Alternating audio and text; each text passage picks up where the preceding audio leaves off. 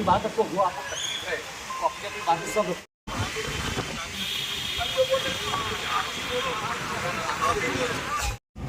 पूरे शहर में रोड वाइडनिंग को एक भी जगह पे किधर की जरूरत नहीं है।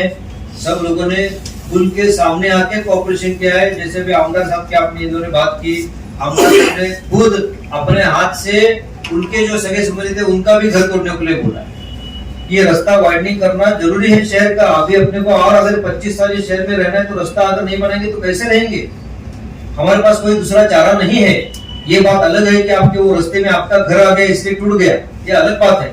लेकिन रास्ता वाइडनिंग करना ये शहर की जिम्मेदारी है। मैं जिम्मेदार हूँ शहर के लिए। अगर ये विकास अगर हम नहीं करेंगे तो कौन करेगा बताइए आप?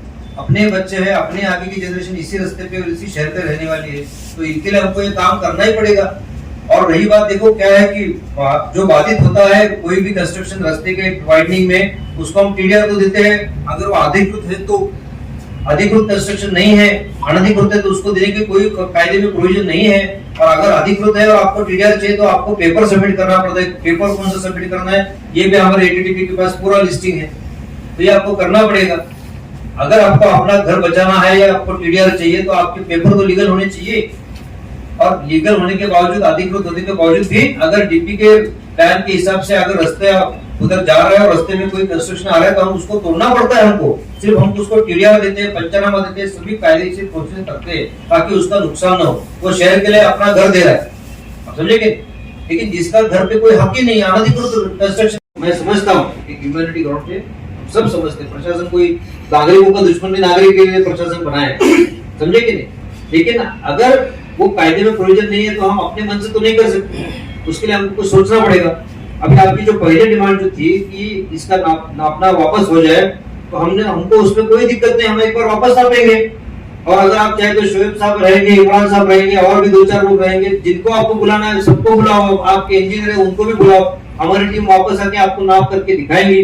अगर उसमें कुछ गलती हो गया तो क्या करेक्शन करना देखेंगे, और गलती नहीं हो गया तो जो रिजल्ट तो आपके सामने आया है अभी, ये हकीकत, ठीक है। और बकरीद का टाइम था इसलिए ये पूरी कार्रवाई रुकी थी। वहां के लोकल नगर सेवकों ने ही हमको आके रिक्वेस्ट की थी, वो हिसाब से हमने तुरंत रोक दिया था, अन्यथा उसी टाइम हो जाता था वो, जून के पहले 2 वीक में जो होना वाला था उसी टाइम होता था। तो हमने उस पर तो कार्रवाई रोक दी, लेकिन हमको कभी कभी तो करना ही पड़ेगा था, ये हकीकत है। आप कितने दिन रोकिए कार्रवाई, क्योंकि अपना रोड वाइडनिंग करना जरूरी है। इसके बाद अपने को आगे का पूरा काम करना है। शहर का पूरा विकास रुक चुका है। अगर आप रोड वाइडनिंग नहीं करेंगे तो रास्ता बनाएंगे कैसे, नाला कैसे बनाएंगे, आपका कुछ काम नहीं होगा।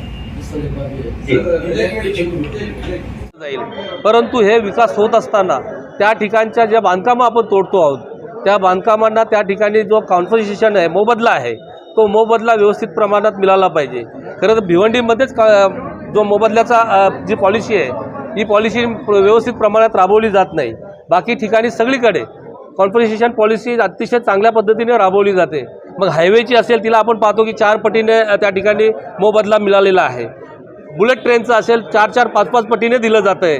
मग भिवंडी महापालिकेनंच आता प्रत्येक वेळी कॉन्फिगरेशनचा नियम जो आहे तो या ठिकाणी डावलण्याचा किंवा त्या ठिकाणी मदत न देता फक्त टीडीआर पब्लिकच्या कुठल्याही कामात येत नाही, ज्या टीडीआरला कोणी फारसं विकत देखील घेत नाही, त्या टीडीआरच्या माध्यमातून फक्त लोकांच्या तोंडाला पानं पुसण्याचं काम महापालिकेकडून होतं आहे। म्हणून ही प्रथमतः टीडीआरची पॉलिसी किंवा कॉन्फिगरेशनची पॉलिसी जी आहे ही बदलण्याचं काम केलं पाहिजे। आणि त्यासाठी आता लोकल बॉडी नाही, लोकल बॉडी आल्यानंतर नगरसेवक करतीलच, परंतु लोकल बॉडी नसताना आयुक्तांनी पुढाकार घेऊन त्या पॉलिसीसाठी राज्य सरकारकडे प्रयत्न केले पाहिजेत। आणि तशा पद्धतीने त्या ठिकाणी चर्चा झालेली आहे।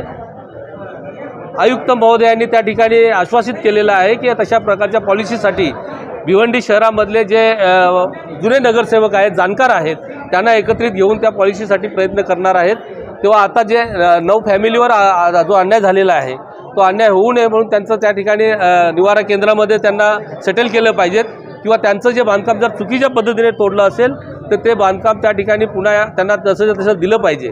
आणि दुसरी गोष्ट अशी आहे की भिवंडीमध्ये बऱ्याचशा प्रमाणात जागा जी आहे ही सरकारी आहे किंवा फॉरेस्टची जागा आहे। या फॉरेस्टच्या किंवा सरकारी जागेमध्ये जी बांधकामं आहेत त्यामध्ये कॉन्फिगरेशन पॉलिसीमध्ये हे बसत नाही की जागा वेगळी आणि घर वेगळं असतं। जागा कुणाच्या तरी नावावर आहे आणि घर वेगळ्या माणसाच्या नावावर आहे, त्यामुळे त्याला मोबदला मिळत नाही। तेव्हा ज्याचं घर असेल, जो वर्षानुवर्ष त्या ठिकाणी राहतोय अनेक वर्षाची घरपट्टी भरतो, पाणीपट्टी भरतोय, त्याला त्याच्या घराचा मोबदला मिळाला पाहिजे, अशा प्रकारची मागणी आज आम्ही आयुक्तांकडे केलेली आहे. निश्चितच त्यामध्ये ते सगळ्यांचा मतांचा विचार करून तशा पद्धतीचं पॉलिसीसाठी प्रयत्न करतील आणि या सर्वांना चांगला मोबदला मिळावा अशा दृष्टीने प्रयत्न होतील.